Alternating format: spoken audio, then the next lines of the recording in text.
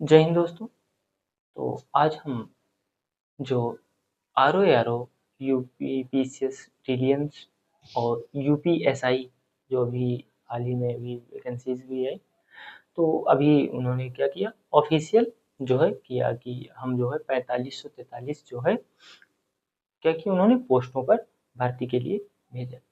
आवेदन जल्द ही शुरू होंगे, शायद अप्रैल से होना स्टार्ट हो जाए। तो वो तो खुद आएगी, नोटिस जब भी आएगी तो वो तो होंगे ही। जब वो हमें ऑफिशियल देखने को मिल गया है तो अब जल्द ही प्रक्रिया भी आरंभ होगी ऑनलाइन की। तो उसी को लेकर के हमने जो बात की थी पॉलिटी की क्लास को, तो आज हम उसी पॉलिटी की क्लास को बात करने आए। तो आज हमारा जो पॉलिटी है क्या है, इंडियन पॉलिटी। इंडियन पॉलिटी में क्या, इंडियन कॉन्स्टिट्यूशन क्या है, इंडियन कॉन्स्टिट्यूशन की बात करने वाले हम, भारतीय संविधान की बात करने वाले।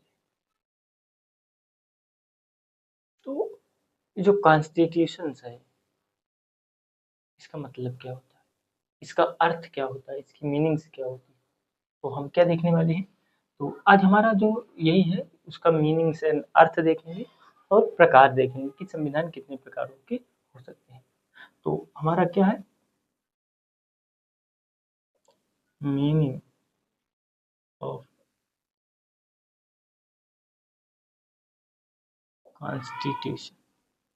मीनिंग ऑफ कॉन्स्टिट्यूशन, तो अगर हम मीनिंग ऑफ कॉन्स्टिट्यूशन की करें तो जो हमारा कॉन्स्टिट्यूशन है, अंग्रेजी शब्द क्या है, अंग्रेजी का जो शब्द है कॉन्स्टिट्यूशन,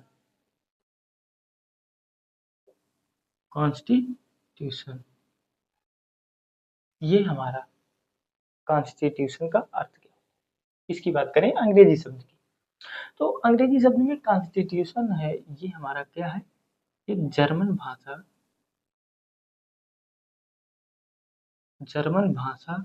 का शब्द है,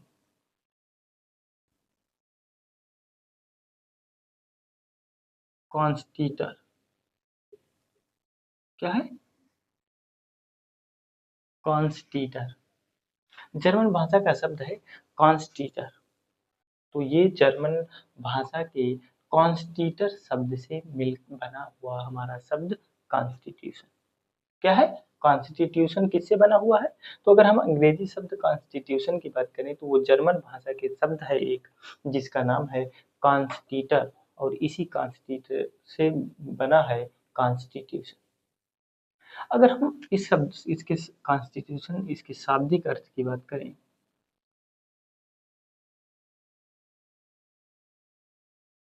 शाब्दिक अर्थ क्या कह सकते हैं, कॉन्स्टिट्यूशन को अगर हम कॉन्स्टिटर से बने इस कॉन्स्टिट्यूशन शब्द के एक शाब्दिक अर्थ की बात करें तो ये क्या होगा, तो उसका क्या होगा, हमारा शाब्दिक अर्थ होगा, सॉरी जर्मन लिख दिया यहाँ पे मैंने, लैटिन भाषा, लैटिन भाषा। शाब्दिक अर्थ क्या होगा, तो शाब्दिक अर्थ होता है शासन करने वाला,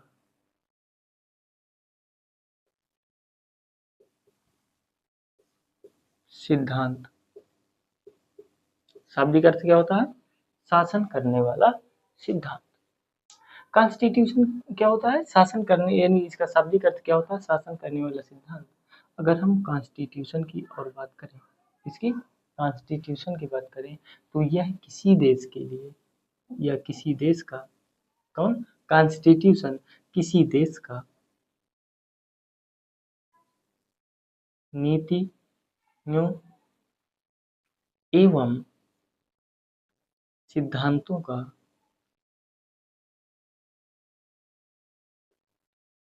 संग्रह है।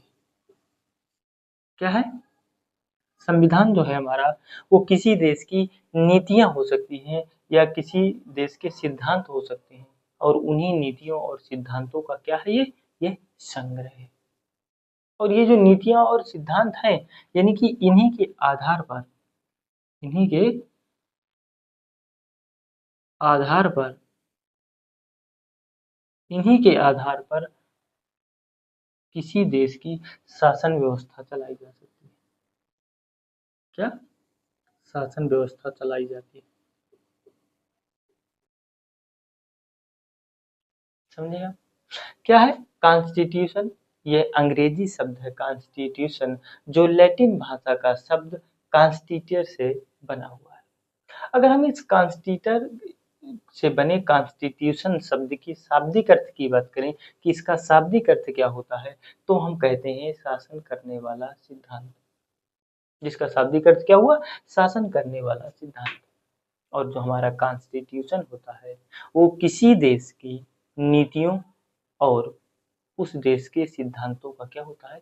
संग्रह होता है। और उन्हीं नीतियों और सिद्धांतों के संग्रह की बात जो हमने की, उन्हीं से किसी देश की शासन व्यवस्था को चलाया जाता है। इस प्रकार से हमने क्या देखा? कॉन्स्टिट्यूशन। इसके बाद अगर मैं बात करूं, क्या बात करूं? संविधान की। किसकी बात करूं? संविधान। ये अंग्रेजी शब्द कॉन्स्टिट्यूशन था और उसी का हिंदी हम लोग क्या बोलते हैं? संविधान। संविधान की अगर बात करूं तो संविधान का जो सम प्लस विधान, यानी संविधान दो शब्दों से मिलकर बना है, एक सम और दूसरा विधान। और सम का मतलब होता है एक समान, और विधान का मतलब होता है कानून या नियम।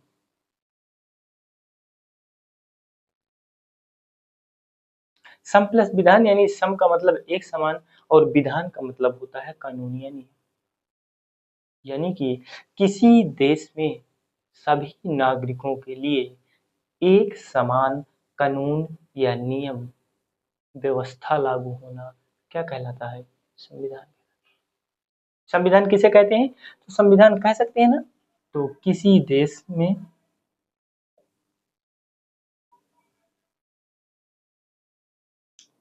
सभी नागरिकों के लिए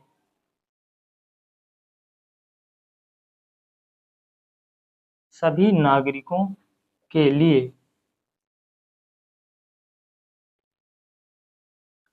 एक समान एक समान नियम या कानून, दैट्स कॉल्ड संविधान। उसे हम संविधान कहते हैं। संविधान किसे कहते हैं? तो पता चल गया कि किसी देश में सभी नागरिकों के लिए एक समान नियम या कानून, उसी को हम संविधान कहते हैं। ये दो शब्द सम प्लस विधान, सम मतलब एक समान और विधान मतलब कानून या नियम, यानी कि किसी देश के सभी नागरिकों के लिए एक समान नियम या कानून ही संविधान कहलाता है। इसके बाद अगर हम देखें तो संविधान क्या होता है? संविधान जहां पर क्या, मान लीजिए संविधान कोई एक भूखंड है, भारत मान लेते हैं। क्या मान लेते हैं? भारत मान लेते हैं, पाकिस्तान मान लेते हैं, अफगानिस्तान मान लेते हैं, कोई भी भूखंड ले लीजिए। तो ये है कि जहाँ का संविधान जो जिस भूखंड पर बनता है, यानी कि संविधान जहाँ बनता है उसी भूखंड पर लागू भी होता है। क्या होता है? मान लीजिए अगर भारत पर संविधान बना, क्या बना? अगर हमने भारत पर क्या बनाया? हमने भारत पर संविधान अगर बनाया तो क्या भारत पर संविधान लागू भी हुआ कि नहीं? हाँ, लागू हुआ। तो यही है कि जहाँ यह संविधान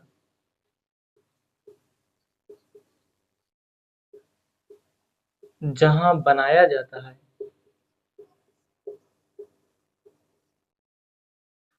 उसी भूखंड पर लागू भी होता है,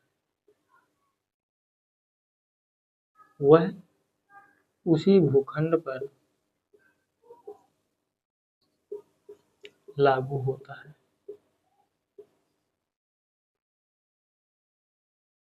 समझे? कि यानी जहाँ पर वो संविधान जहाँ बनता है, जिस जिस देश में बनता है उसी देश पर वह लागू होता है। क्यों? संविधान। संविधान जो है हमारा, संविधान जो है वो कैसा है? तो हमारा जो संविधान है वो कैसा है?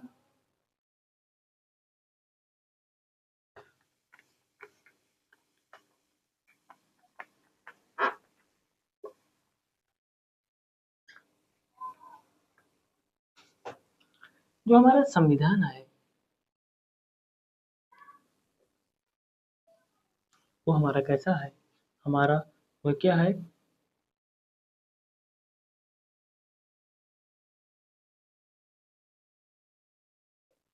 सर्वोच्च विधि है। किसी भी देश के लिए उसका संविधान क्या होता है, सर्वोच्च विधि होता है, या तो मूल विधि भी कह सकते हैं।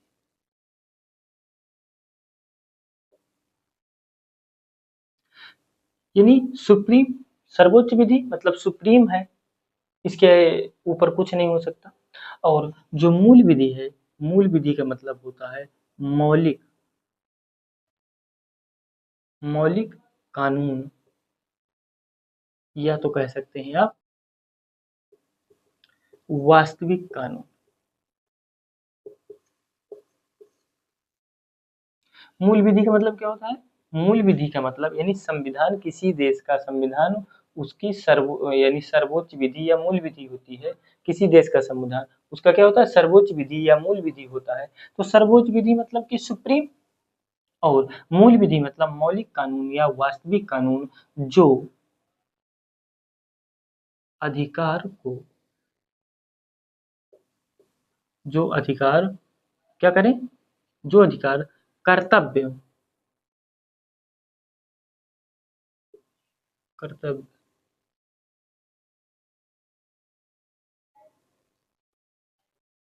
कर्तव्यों तथा जो अपराध, अपराधों को, अपराधों को क्या कर सके, अलग कर सके।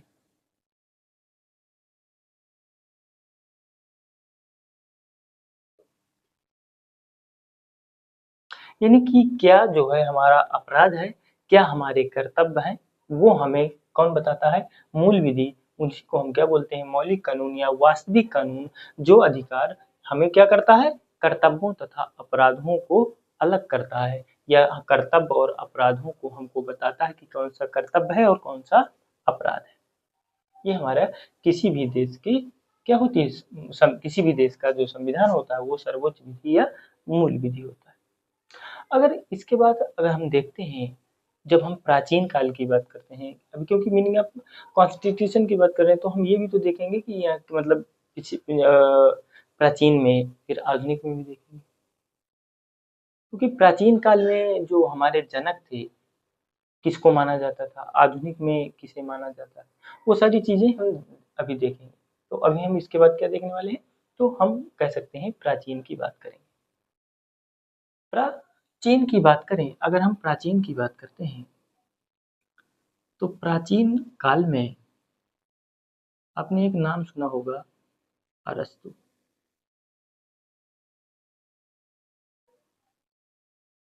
क्या आपने अरस्तु का नाम सुना?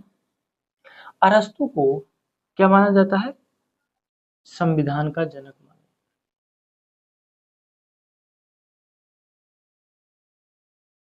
प्राचीन काल में अरस्तु को संविधान का जनक माना जाता है। क्यों? क्योंकि इन्होंने 156 संविधान को क्रमबद्ध, व्यवस्थित ढंग से,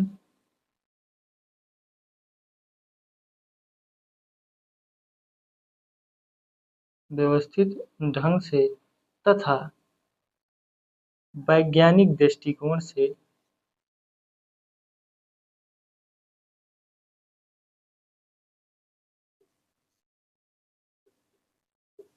देखा, वैज्ञानिक दृष्टिकोण से देखा या पढ़ा। कौन? अरस्तु। 156 संविधान को, एक दो संविधान नहीं, 156 संविधान, 156 संविधानों को पढ़ा उन्होंने। और कैसे? क्रमबद्ध, व्यवस्थित और वैज्ञानिक ढंग से, यानी कि वैज्ञानिक जो है दृष्टिकोण से उन्होंने देखा। इसलिए इन्हें हम जो है अरस्तु को संविधान का क्या बोलते हैं, जनक बोलते हैं। अगर हम यही यूनान की बात करें, अगर हम यहीं पर यूनान की बात करते हैं, किसकी बात करें, यूनान की, तो यूनान में ही एक हमारे जो क्या थे, दार्शनिक हुए, जिनका नाम था क्या, सुकरात।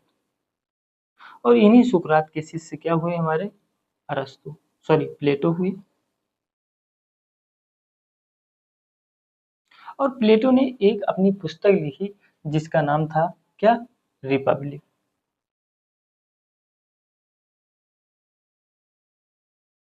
इन प्लेटो की एक रचना है रिपब्लिक, और इसी रिपब्लिक से हमें सर्वप्रथम क्या मिलता है? सर्वप्रथम प्रस्तावना की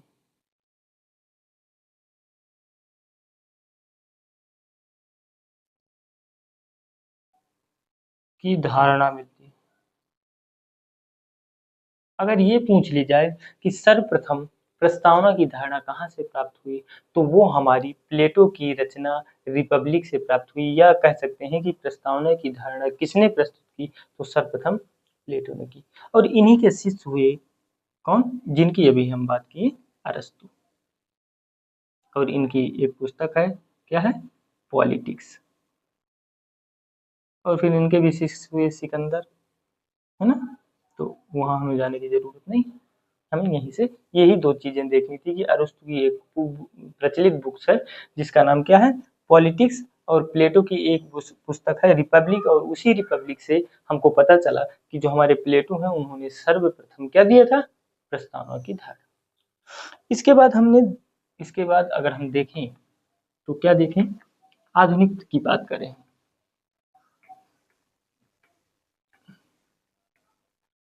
किसकी बात करें? हम आधुनिक की बात करते हैं।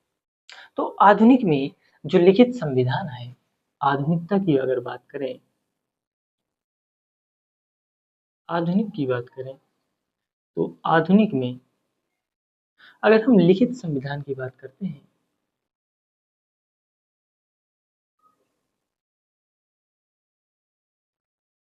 तो आधुनिक में लिखित संविधान का जो जनक है, किसे माना जाता है?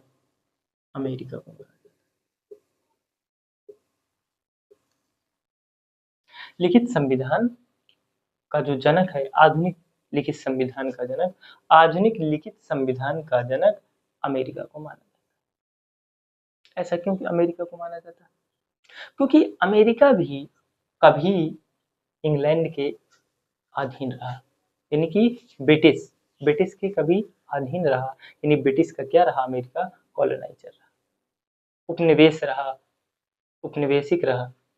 तो इन्होंने क्या किया, जो अमेरिका था ये हमारा ब्रिटेन के गुलाम था, या ब्रिटेन के अधिपत्य में था। तो इन्होंने क्या किया, अमेरिका वालों को जो है 4 जुलाई 70 से 1776 1776 में यहाँ से 13 राज्य, जो 13 राज्य थे वो ब्रिटेन से क्या हुए? स्वतंत्र हुए। क्या हुए? ब्रिटेन से स्वतंत्र हुए। 4 जुलाई 1776 को 13 राज्य ब्रिटेन से क्या हो गए? तो हम ब्रिटेन से वो हमारे स्वतंत्र हुए, और स्वतंत्र होने की वजह से आज इसी 4 जुलाई को क्या कहते हैं? अमेरिका में स्वतंत्रता दिवस मनाया जाता है। जो अमेरिका का स्वतंत्रता दिवस है वो कब मनाया जाता है? 4 जुलाई को मनाया जाता है। और उसका रीजंस क्या है कि इसी 4 जुलाई 1776 को ब्रिटेन से अमेरिका के 13 राज्य स्वतंत्र हुए, और यहीं से जो है उन्होंने स्वतंत्रता दिवस को मनाना आरंभ किया। किस डेट को? 4 जुलाई को। और इन्होंने क्या किया? इन्होंने 4 जुलाई 1776 को जब ये स्वतंत्र हुए, तो इन्होंने फिर सबसे पहली सबसे पहले अमेरिका ने कहा कि ऐसा करते हैं, हम संविधान बनाते हैं। लेकिन संविधान बनाए उससे पहले एक हमें संविधान सभा का गठन करना चाहिए।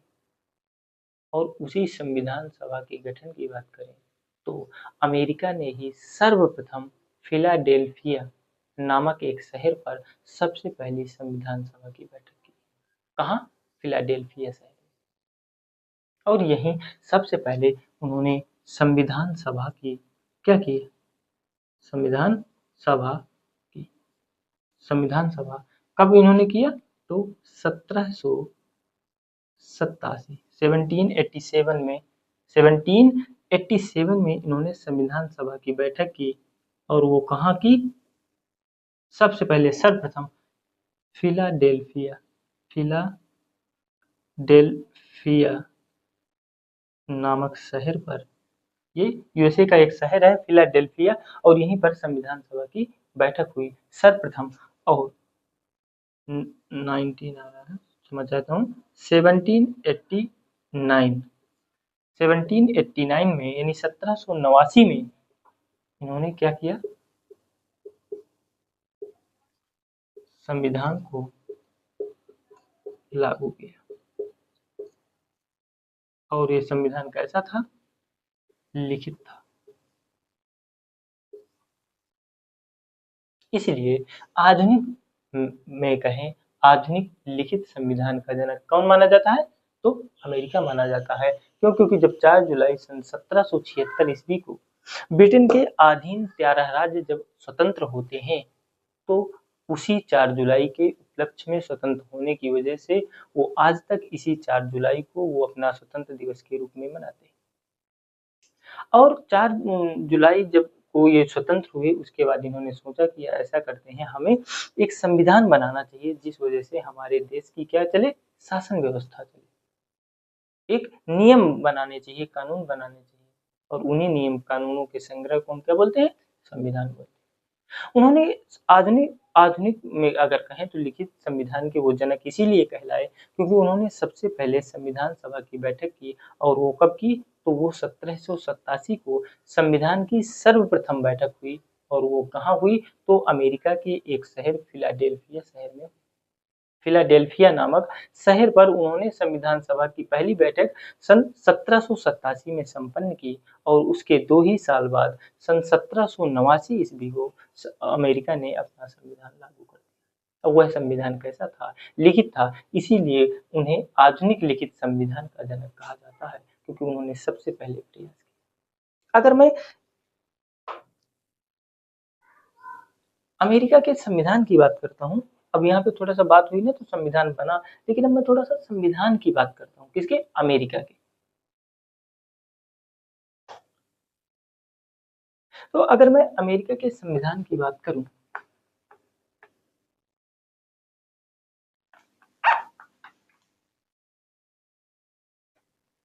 कि अमेरिका के संविधान की विशेषताएं क्या है, तो अमेरिका का संविधान, अमेरिका के संविधान की बात करें तो पहले की बात करें तो ये कैसा है? ये हमारा कठोर संविधान है। हम मोटा मसल देख रहे हैं कि अमेरिका में क्या क्या था। और यहाँ पर क्या था? अध्यक्षात्मक प्रणाली थी। अध्यक्षात्मक प्रणाली थी।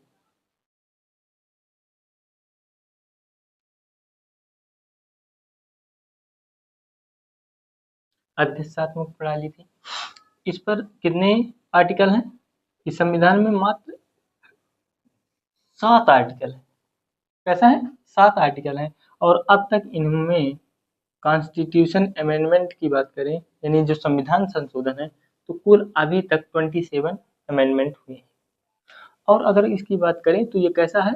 तो ये आधुनिक भारत, तो ये तो हमने बता ही दिया कि आधुनिक जो है, आधुनिक लिखित संविधान का जनक कहलाता है।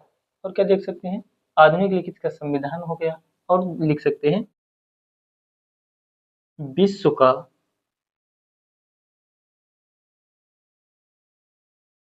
सबसे छोटा, विश्व का सबसे छोटा संविधान, ये भी कह सकते हैं।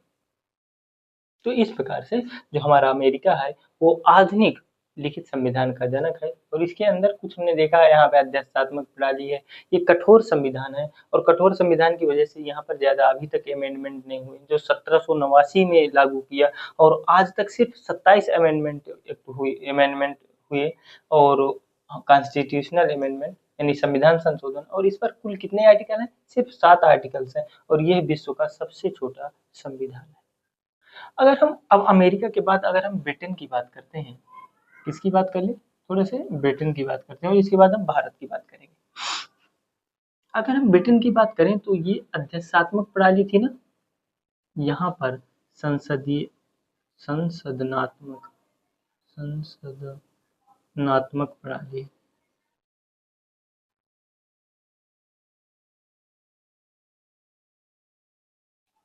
है। और ये कैसा है, अलिखित संविधान, विश्व का एकमात्र अलिखित संविधान यही है ब्रिटेन का। और ये कैसा है, ये कठोर था, ये लचीला है। कैसा है, लचीला है। और क्या कह सकते हैं, ये कह सकते हैं, हम ये कह सकते हैं कि जो संसदनात्मक प्रणाली है वो भारत ने कहाँ से ली है, तो ब्रिटेन से ही लिया है। जो हमारी संसदनात्मक प्रणाली है वो कहाँ से आई है, तो वो हमारी जो है ब्रिटेन से ही, हम जो ब्रिटेन की प्रणाली है उसी को हमने भारत में रखा है। तो इस प्रकार से हमने देखा। अगर मैं भारत की बात करूं, किसकी बात करूं, मैं भारत की बात करता हूं, तो भारत में संविधान के जनक किसे कहा जाता है। भारत में मैं संविधान के जनक की बात करूं तो डॉक्टर भीमराव अंबेडकर को माना जाता है। ऐसा क्यों डॉक्टर भीमराव अंबेडकर को ही क्यों माना जाता है, प्रारूप समिति में थे, तो प्रारूप समिति में तो और भी 7 लोग थे, लेकिन जो प्रारूप समिति के अध्यक्ष थे वो डॉक्टर भीमराव अंबेडकर थे, इसीलिए उनको हम भारतीय संविधान का जनक मानते हैं। अगर मैं यूरोप की, और इसी में और 2 पॉइंट लिखना हो लिख लो। यूरोप में फ्रांस कब किया, 1860 में लिखित संविधान लागू किया यूरोप में। और एशिया में जापान कब किया, 1791 में लिखित संविधान क्या किए, दोनों लागू किए। ठीक है, ये भी कर सकते हैं, लेकिन हम बात करेंगे भारत की। तो भारत में हमने देखा जो संविधान के जो जनक हैं वो कौन है, वो डॉक्टर भीमराव अंबेडकर हैं, क्योंकि वो हमारे किसके थे, प्रारूप समिति के अध्यक्ष थे। हम जो है जनक की बात करें भारतीय संविधान के,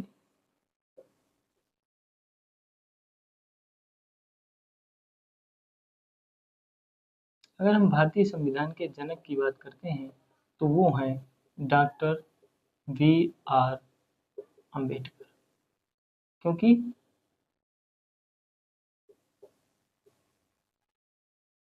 जो प्रारूप समिति थी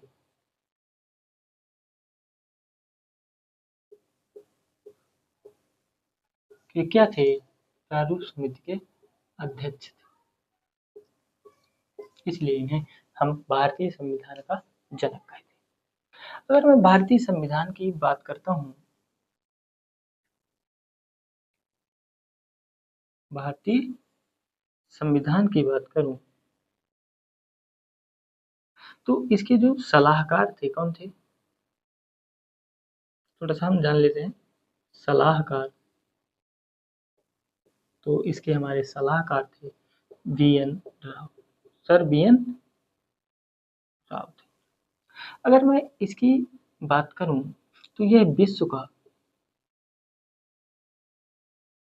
सबसे बड़ा क्या है, विश्व का सबसे बड़ा हुआ लिखित संविधान है। क्या है, बड़ा हुआ लिखित संविधान। अच्छा, इसको लिखा किसने और इस पर चित्रकारी किसने की, दोनों अलग अलग व्यक्ति हैं। तो इसे लिखा जो है प्रेम बिहारी नारायण रायजादा, नारायण रायजा रायजादा, और इसे जो है लिखा नंदलाल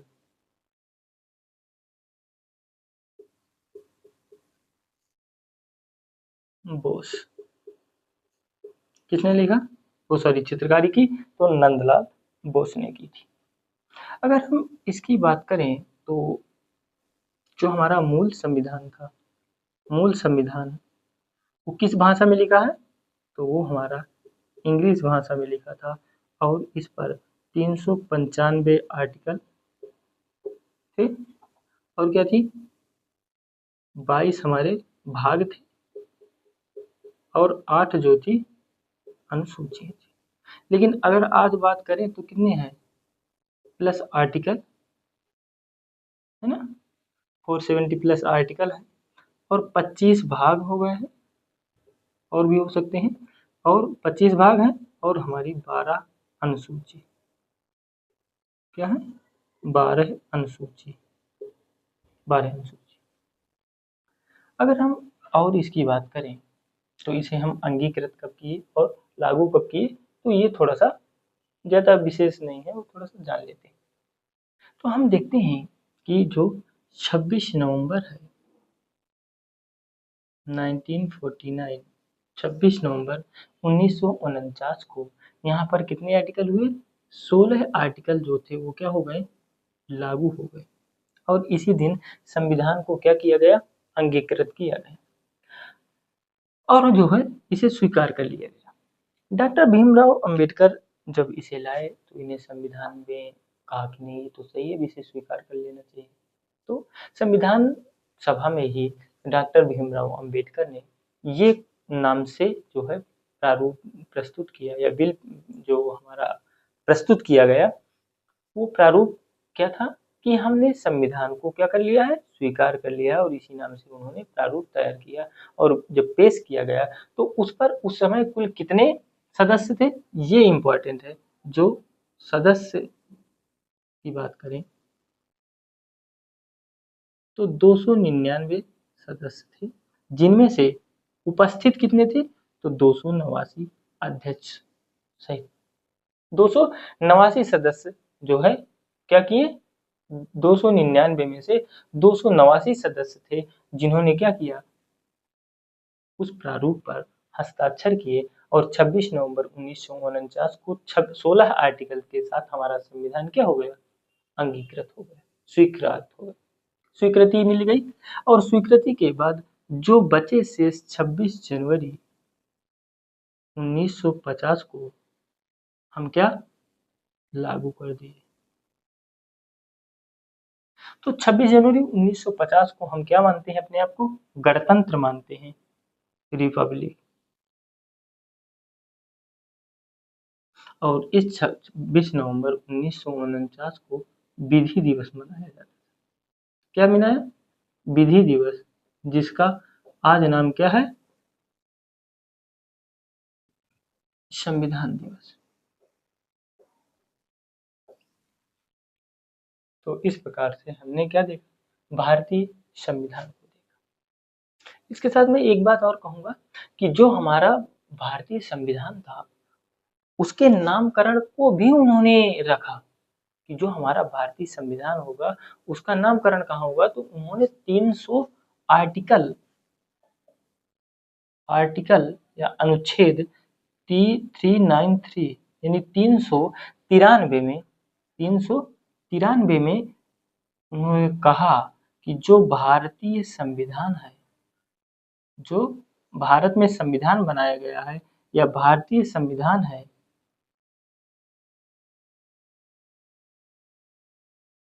संविधान है, भारतीय संविधान है, उसे भारत का संविधान, भारत का संविधान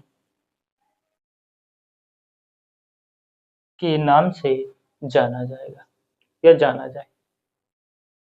क्या कहा उन्होंने, 393 में उन्होंने कहा कि जो भारतीय भारतीय संविधान है या भारत के द्वारा जो निर्मित संविधान है उसे हम अब क्या कहेंगे, भारत का संविधान के नाम से संबोधित किया जाए। किसको, भारतीय संविधान को जो भारत में मिला है। तो भारत का संविधान, उसका नामकरण भी है, कहाँ पर है, तो नामकरण की बात कहाँ आती है, आर्टिकल 393 में। इस प्रकार से हमने क्या देखा, मीनिंग्स ऑफ कॉन्स्टिट्यूशन देखा, हमने भारत संविधान को देखा, हमने ब्रिटेन का देखा, हमने और किसका देखा, अमेरिका का देखा। अब हम देखने वाले हैं प्रकार। क्या देखने वाले हैं? प्रकार देखने वाले।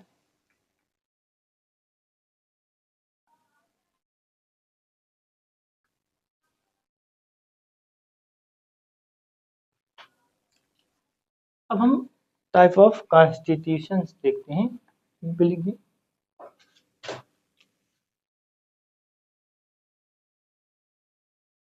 टाइप ऑफ कॉन्स्टिट्यूशन, प्रकार, संविधान के प्रकार। अगर हम संविधान के प्रकार की बात करते हैं, किसकी बात करते हैं? प्रकार की बात करें तो संविधान का प्रकार जो है हमारा कितने प्रकारों से हो सकता है? तो हमारा 3 प्रकार से हो सकता है। जो हमारा संविधान है वो कितने प्रकार से हो सकते हैं? 3 प्रकार से हो सकते हैं। उन्होंने पहला बताया विषय विषय वस्तु के आधार पर। विषय वस्तु के आधार पर।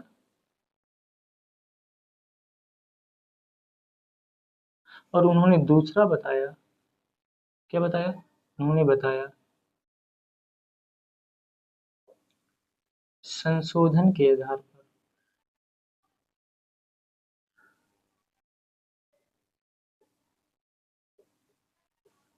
संशोधन के आधार पर। और उन्होंने जो तीसरा बताया है उसे क्या कहते हैं? उसे कहते हैं संघ के आधार पर।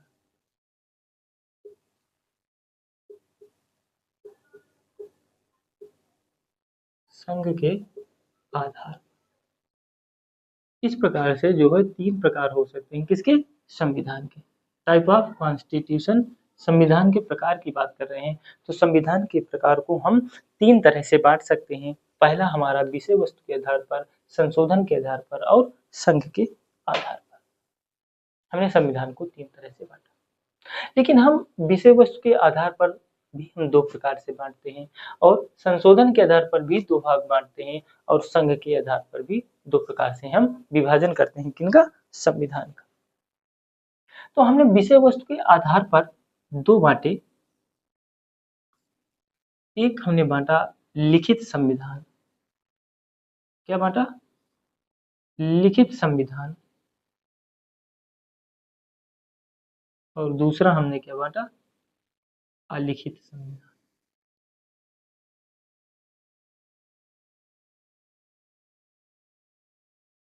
लिखित संविधान और अलिखित संविधान। और संशोधन की बात करें तो अब पहले हम लिखित संविधान और अलिखित संविधान की भी बात कर लेते हैं कि जो हमारा लिखित संविधान हो और अलिखित क्या है। तो लिखित संविधान का मतलब क्या होता है? जिस संविधान का अधिकांश भाग क्या हो? लिखा गया। ऐसा नहीं कि सब कुछ लिखा गया हो। जिस संविधान की बात करूं, जिस संविधान का अधिकांश भाग, कैसा भाग? अधिकांश भाग लिखित हो। कैसा हो? अधिकांश भाग लिखित हो, उसे हम लिखित संविधान कहते हैं। और ऐसा संविधान जिसका अधिकांश भाग अलिखित हो, अधिकांश भाग क्या हो? अलिखित हो, बिना लिखा हो, उसे हम अलिखित सिद्धांत सॉरी संविधान कहते हैं। यानी कि लिखित की बात करें तो लिखित कहता है हमारा जो हमारे अधिकांश अधिकांश प्रावधान लिखित हों। अधिकांश प्रावधान लिखित हों तो हमारा वह संविधान लिखित संविधान कहलाता है। जैसे ब्रिटेन।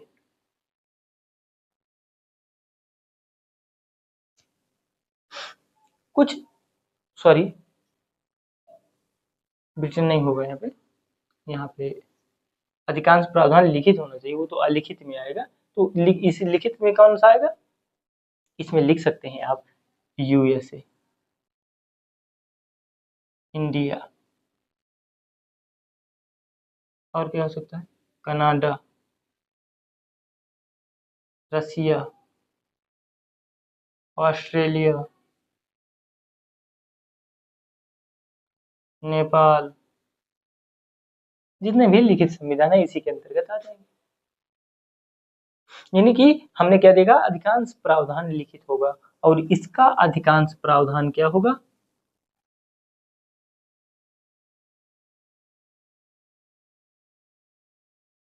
अधिकांश प्रावधान जो है हमारा क्या होगा, अलिखित होगा। एग्जाम्पल के लिए एक ही है ब्रिटेन। कैसा संविधान, जैसे ब्रिटेन का। मैं ऐसे ही पढ़ाता रहूँगा, जो आपको लिखना हो आप अपने हिसाब से लिख लीजिएगा। मैं कोई नोट्स तो ऐसा नहीं कि मैं एक-एक करके आपको फिर कहूँगा कि नहीं हाँ, अब लिखिए कि लिखित संविधान, फिर मैं बोलूँगा वैसा संविधान जिसका अधिकांश भाग अलिखित होता है या लिखित होता है, उसे हम लिखित संविधान कहते हैं। ऐसा तो नहीं मैं बोल के मैंने यहीं से बताया, आप अपने हिसाब से लिख लीजिए, आपको क्या बेहतर लगेगा। आप इस तरह से कंफर्टेबल हैं तो ऐसे ही मेरे साथ लिखते जाइएगा। अगर आप मेरी लैंग्वेज को पकड़िए तो फिर मेरी लैंग्वेज से पॉज़ करिए, अगर आपको दिक्कत होती है उतना स्पीड में नहीं लिख पाते तो पॉज़ करिए और उसी के बाद आप लिखिए।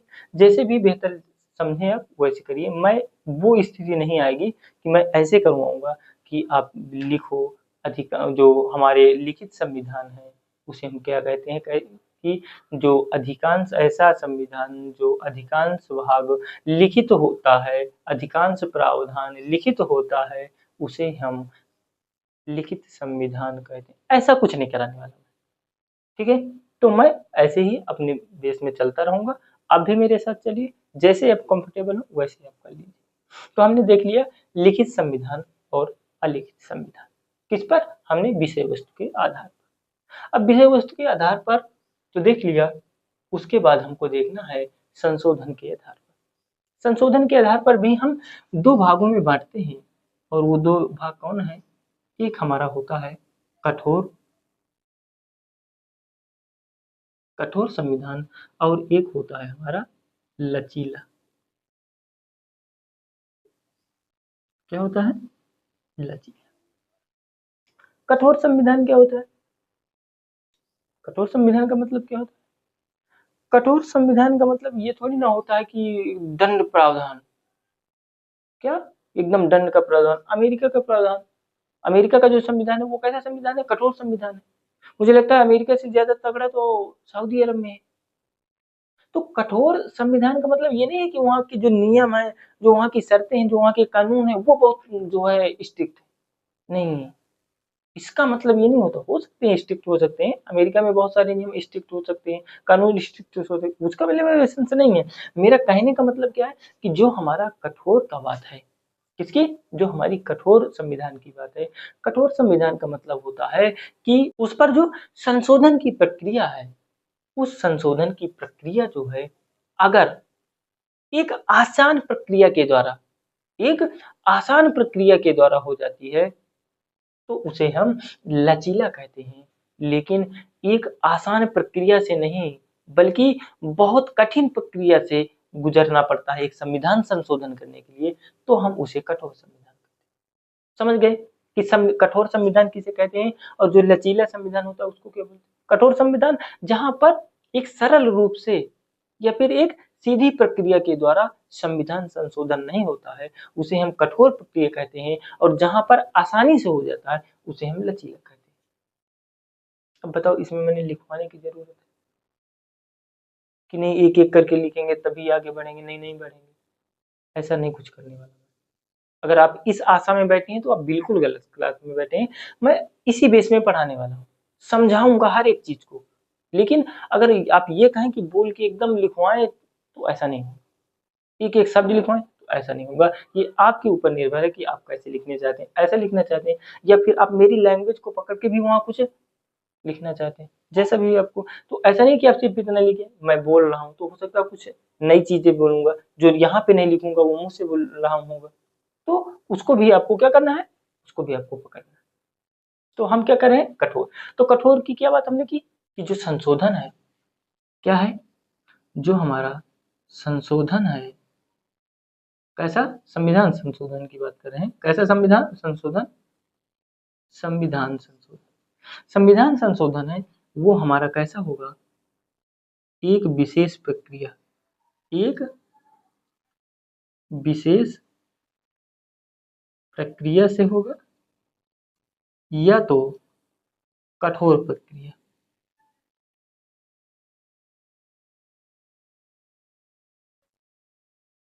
एक विशेष प्रक्रिया होगी या तो एक कठोर प्रक्रिया होगी, तब संशोधन होगा। तो इसे हम क्या बोलते हैं? इसे हम कठोर संविधान के नाम से जानते हैं। और ये किसका है? तो हमारा यूएस, किसका है? यूएस। और हमने लचीला की बात की, तो लचीला क्या होता है? जो संविधान संशोधन, कितना लिख दिया? संविधान संशोधन, समझ जाएंगे ना? तो संविधान संशोधन क्या होगा? आसान प्रक्रिया।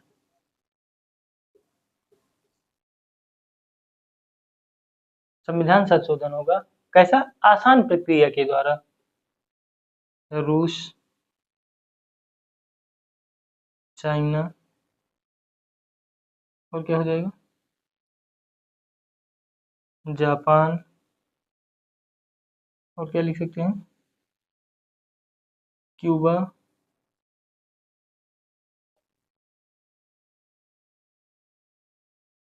क्यूबा, ये आदि देश। क्या है? आदि देश।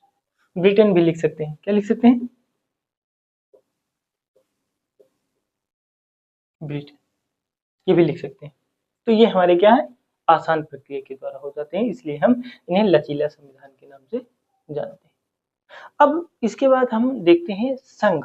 किसके आधार पर? संघ के आधार पर। तो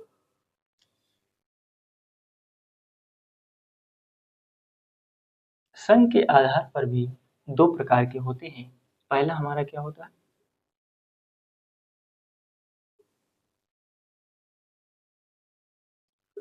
एकात्मक संविधान, और दूसरा होता है संघात्मक संविधान। एकात्मक संविधान और संघात्मक संविधान। एकात्मक संविधान क्या होता है और संघात्मक संविधान क्या होता है? तो हम एकात्मक की बात करें, तो जो हमारा एकात्मक होता है, ये तो हमने एकात्मक की लिख दिए भाई, ये एकात्मक के हैं, इन्हें नहीं लिखिएगा, ठीक है। सिर्फ आसान प्रक्रिया में किसको लिख लीजिए? ब्रिटेन, ठीक है, ब्रिटेन बस लिख लीजिए, इतना ही बहुत है। तो हम अब किसकी बात करें? एकात्मक। एकात्मक से क्या होता है? एक, एक, यानी एक के हाथ में शक्ति। किसके? एक के हाथ में। एक मतलब संघ और राज्य, यानी यहाँ पर क्या कह रहा है? संघ के पास संपूर्ण शक्ति।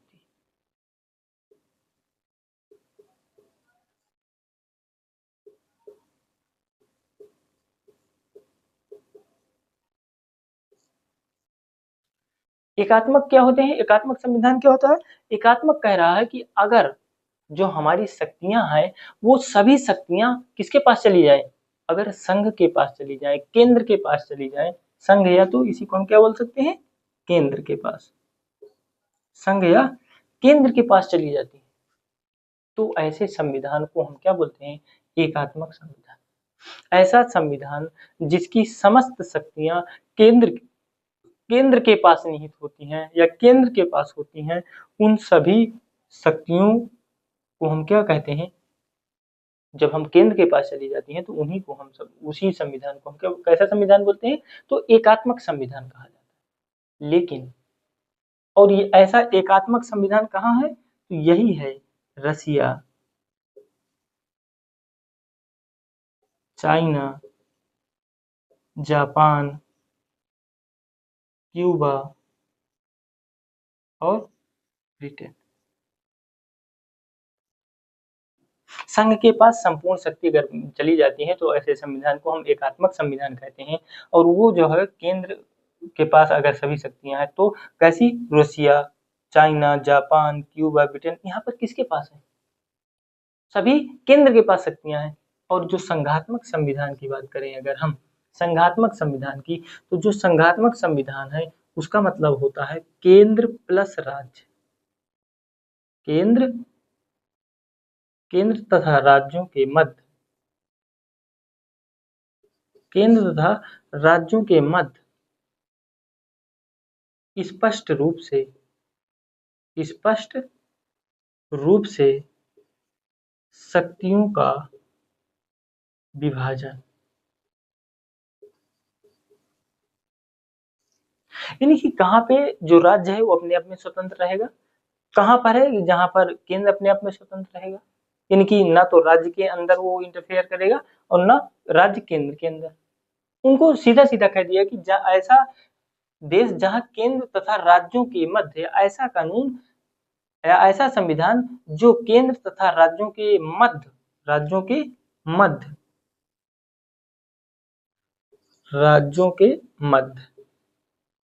राज्यों के मध्य स्पष्ट रूप से शक्तियों का विभाजन करता है, तो वह ऐसा संविधानों को ही हम क्या कहते हैं, संघात्मक संविधान। कैसा कहते हैं, संघात्मक संविधान कहते हैं। और संघात्मक संविधान के अंदर कौन से देश आते हैं, यूएस, कनाडा, ब्राजील, और कौन सा आता है, ऑस्ट्रेलिया और स्विट्जरलैंड।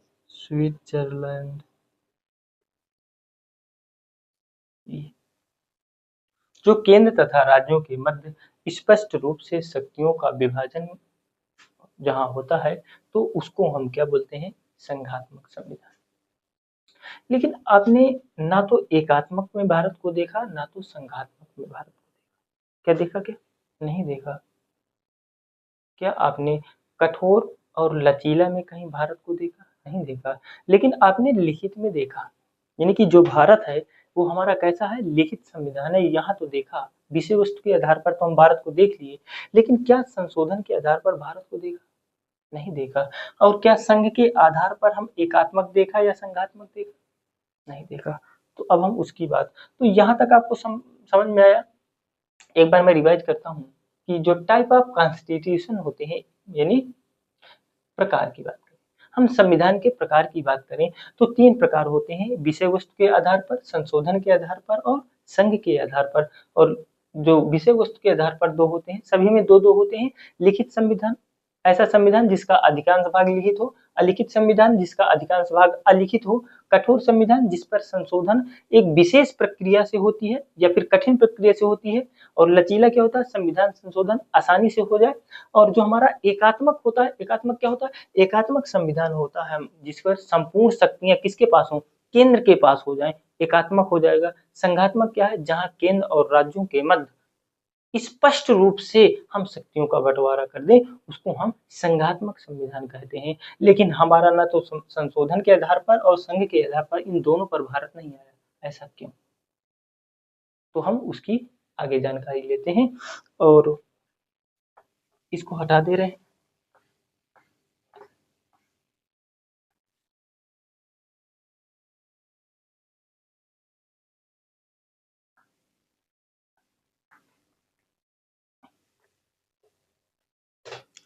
तो हमने देखा कि जो भारत का संविधान है,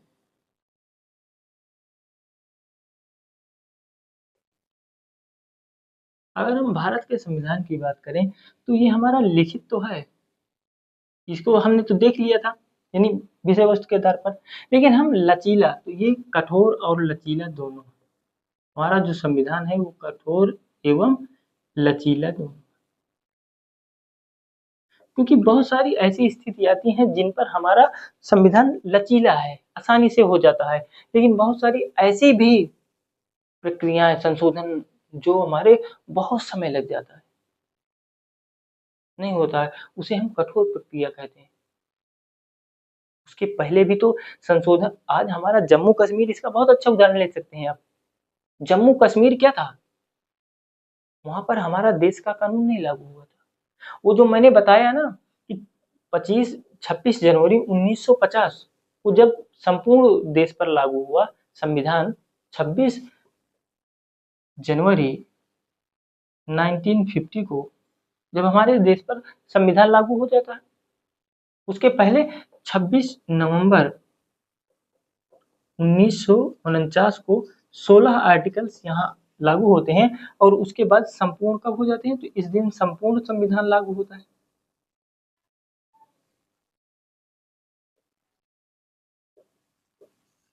संपूर्ण संविधान लागू हो जाता है, हाँ, संपूर्ण संविधान लागू हो जाता है।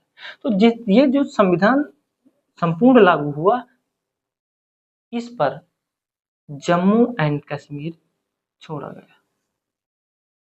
यानी कि ये जम्मू और कश्मीर में नहीं लागू हुआ, बाकी सभी जगह हुआ, तो जम्मू एंड कश्मीर को छोड़ करके लागू हुआ।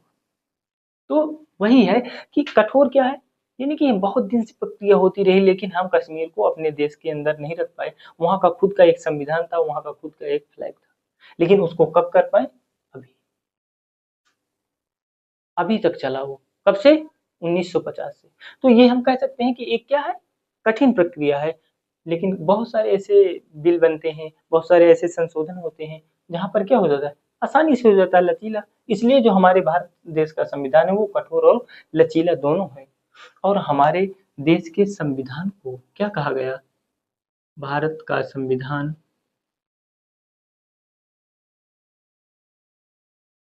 संविधान जो है वो क्या कह रहा है? भारत का संविधान, भारत का संविधान एकात्मकता की ओर झुका हुआ है, एकात्मकता की ओर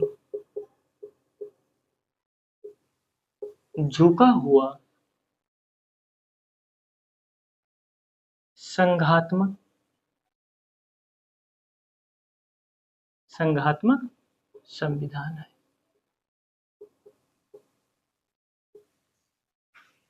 अब हमें समझना होगा कि एकात्मकता, एकात्मकता हमने क्या देखी? हमने क्या संघात्मक देखा? हाँ, संघात्मक मतलब हम लिख सकते हैं केंद्र, सेंट्रल प्लस स्टेट, और इस पर क्या लिख सकते हैं? सिर्फ सेंट्रल, यानी सिर्फ केंद्र के पास शक्तियां रहेंगी और इस पर भाई साहब अलग अलग रहेंगी। राज्य के पास और केंद्र के पास जो रहेंगी शक्तियां वो स्पष्ट रूप से क्या रहेंगी? विभाजित रहेंगी। दोनों के मध्य स्पष्ट रूप से विभाजन रहेगा शक्तियों का।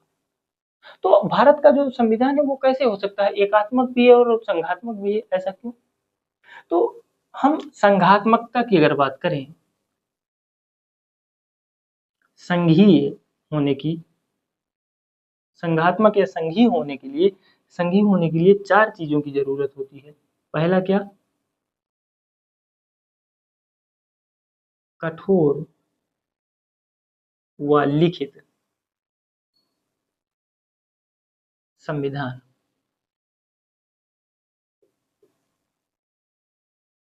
संविधान।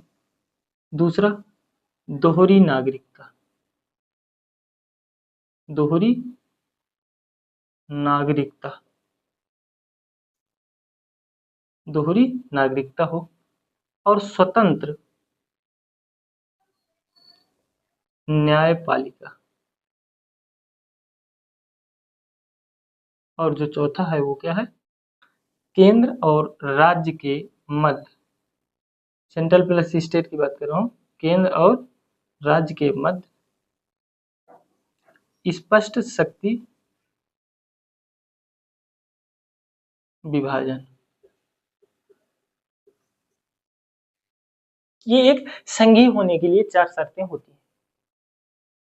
अब भारत तो संघात्मक की ओर ही जा सकता है, एकात्मकता की ओर तो जा नहीं सकता, क्योंकि राज्य अलग है, राज्यों को अलग शक्ति है और केंद्रों को अलग शक्ति है। तो संघ हो सकता है, लेकिन संघीय होने के लिए चार चीजें हैं। कठोर एवं लिखित संविधान, लिखित तो संविधान है लेकिन कठोर नहीं है। दोहरी नागरिकता, ये भी नहीं है, ये भी नहीं है, कठोर नहीं है। कठोर और लचीला दोनों है, लिखित तो है लेकिन कठोर रस नहीं है। तो अगर हम इसको मान भी लेते हैं चलो, लेकिन हम कह रहे हैं स्वतंत्र न्यायपालिका, ये तो है भाई, हम कह रहे हैं ये भी है, लेकिन क्या हमारे यहाँ दोहरी नागरिकता है? नहीं, दोहरी नागरिकता नहीं है। लेकिन हम तो कहते हैं कभी कभी ये भी फेल हो जाता है भाई, सेंट्रल प्लस स्टेट दोनों के मध्य शक्ति का विभाजन, ये भी फेल हो जाता है। कैसे फेल हो जाता है भाई? नहीं, फेल कैसे होता है? हर स्टेट में अपना एक सीएम होगा, उसको एक राज्य को सीएम देखता है, एक उसके लिए एक राज्यपाल होगा। जिस प्रकार से भारत के लिए, संघ के लिए एक प्रधानमंत्री होता है और एक राष्ट्रपति होता है, वैसे वहाँ राज्यपाल और मुख्यमंत्री होंगे। इसमें क्या दिक्कत है? कैसे हो सकता है? मैं कहता हूँ कि अगर देश में राष्ट्रीय आपातकाल लग जाए, मैं कहता हूँ कि अगर देश में, संपूर्ण देश में राष्ट्रीय आपातकाल लग जाए, तब समस्त शक्तियां किसके पास चली जाती हैं? केंद्र के पास चली जाएंगी। जो ये अभी स्पष्ट रूप से मध्य में बंटवारा हो रहा है, लेकिन अगर राष्ट्रीय आपातकाल लगता है तो समस्त शक्ति है किसके पास चली जाती है? राष्ट्रपति, या तो कहते हैं केंद्र के पास। ये हमारा क्या है? एक्सेप्शनल है। और ये हमारी दोहरी नागरिकता फॉलो नहीं करती, इसलिए संघात्मक तो है लेकिन एकात्मकता की ओर चला जाता है। कैसा? एकात्मकता की क्या है? दोहरी नागरिकता किसकी तरफ है? एकात्मकता। ये राष्ट्रीय आपातकाल में शक्ति केंद्र के पास चली जाती है, क्या है? एकात्मकता। तो वही कह रहा है कि एकात्मकता की ओर झुका हुआ संघात्मक संविधान है। समझ में आया कि एकात्मकता क्या है और संघात्मकता, यानी कि ये अब बताइए कि जो भारत का संविधान एकात्मकता की ओर झुका हुआ संघात्मक संविधान है, ये क्लियर हो गया कि नहीं? क्लियर हो गया ना कि जो हमारा संविधान संघीय होने के लिए ये 4 शर्तें होनी चाहिए। 4 शर्त फॉलो करता है। दोहरी नागरिकता मान लीजिए फॉलो भी नहीं करता, हम पहले को भी मान लेते हैं कि चलो फॉलो करता है, लेकिन दोहरी नागरिकता नहीं फॉलो करता। हम कहते हैं कि अगर केंद्र और राज्यों के मध्य स्पष्ट शक्ति विभाजन हो रहा है, लेकिन अगर हम राष्ट्रीय आपातकाल को ले आते हैं, इमरजेंसी लगा देते हैं, तब इमरजेंसी के समय जो समस्त शक्तियां हैं वो किसके निहित हो जाती हैं? राष्ट्रपति के अंदर। राष्ट्रपति किसके अंदर आता है? केंद्र के अंदर आता है। यानी कि हमारा जो केंद्र के पास शक्तियां चली जाती हैं, राज्यों के पास कुछ नहीं बचता। यानी कि एकात्मकता की ओर चला जाता है हमारा देश या हमारा संविधान। इसलिए हम भारत के संविधान को एकात्मकता की ओर झुका हुआ संघात्मक संविधान कहते हैं। आशा है कि आपको समझ में आया। महोदय केसी वेयर, आपने नाम सुना होगा। केसी वेयर, केसी केसी वेयर, केसी वेयर ने क्या कहा? केसी वेयर, केसी वेयर ने कहा कि जो भारत का संविधान है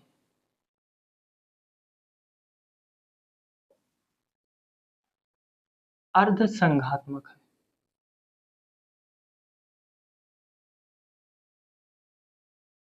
केसी वेयर ने कहा जो भारत का संविधान है वो अर्ध संघात्मक है। तो ये भी अब इसको भी लिख लीजिएगा, याद रखिएगा कि किसने कहा। अगर हम पूछे कि भारत का संविधान अर्ध संघात्मक है, किसने कहा? तो केसी फेयर ने कहा। तो इस प्रकार से आज के लिए इतना ही, और हम फिर एक नए सेशन के साथ मिलेंगे और हम कल एक विकास का क्रम देखेंगे। आज भी हमने देखा विकास का क्रम देखा, आज हमने प्रकार देखी, तो कैसे प्रस्तावना की, यानी जो भी अगला टॉपिक होगा उस पर हम बात अच्छे से करेंगे। तो हम आज के लिए यहीं पर इस क्लास को ख़त्म करते हैं और फिर मिलते हैं एक नए क्लास के साथ। तब तक आप सभी का बहुत बहुत धन्यवाद, बहुत बहुत आभार, धन्यवाद एंड जय हिंद दोस्तों।